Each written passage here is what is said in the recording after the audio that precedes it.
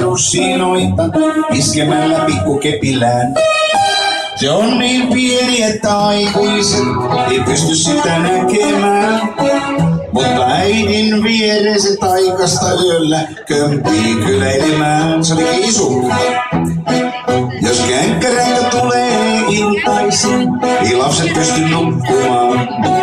Koska nukkumatti pelkää känkkäränkkä ihan tosissaan. Jos känkkäränkkä tulee ruokapöytään, mussuttaa rusinoitaan.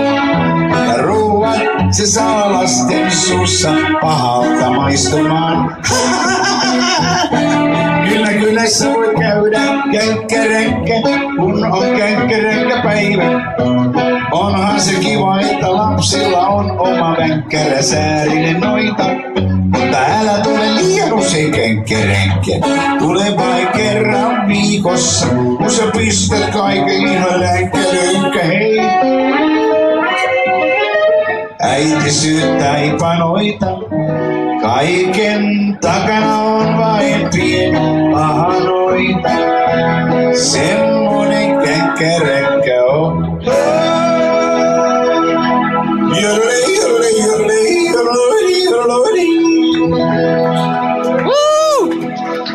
Otetaan toinen lastenlaulu tähän perään.